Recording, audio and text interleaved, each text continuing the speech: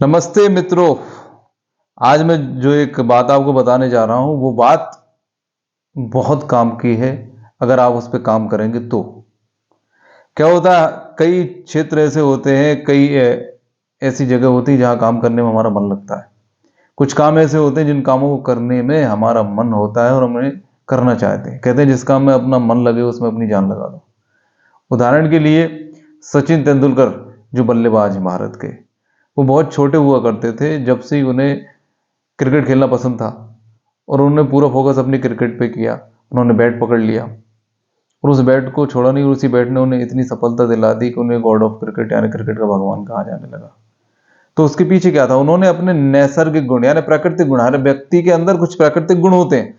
तेंदुलकर के अंदर प्राकृतिक गुण था खेलना। वो खेल में भी उन्होंने पसंद किया, क्या, मुझे क्रिकेट खेलना है और उसमें भी मुझे बल्लेबाज बनना है। तो उन्होंने अपनी नैसर्गिक योग्यता को पहचाना।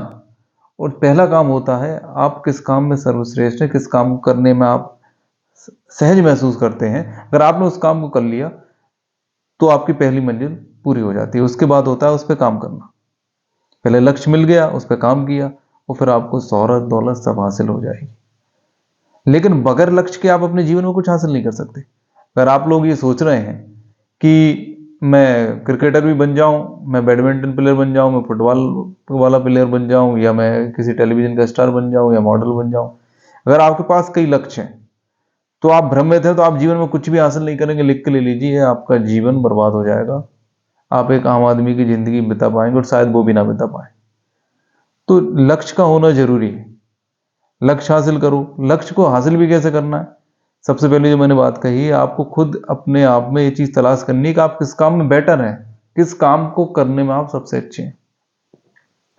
तो फिर उस काम को कीजिए और उसको अपना प्रोफेशन बना लीजिए।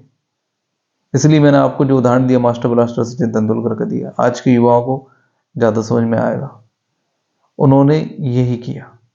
लेकिन हमारे साथ क्या हो रहा है कि हम लक्ष्य विहीन हैं। हम अर्जुन की तरह नहीं, दुर्योधन की तरह। आपको कहानी मालूम होगी, एक बार गुरु द्रोण ने जब बोला कि चलो मैं तुम लोगों को एक लक्ष्य दिखाता हूं, एक चिड़िया की आंख में तुम्हें तीर लगाना है। तो साहब दुर्योधन से जब पूछा गया तो दुर्योधन ने बोला मुझे पत्ते भी दिखाई दे रहे हैं, मुझे फूल भी दिखाई दे रहा है, मुझे पेड़ भी दिखाई दे रहा है, आसमान दिखाई दे रहा है। लेकिन जब अर्जुन से पूछा गया तो अर्जुन ने बोला मुझे सिर्फ चिड़िया की आंख दिखाई दे रही। क्योंकि अर्जुन अपने लक्ष्य पर केंद्रित थे। ऐसे ही लक्ष्य पे केंद्रित हो जाओ तो उसे हासिल कर लोगे। धन्यवाद।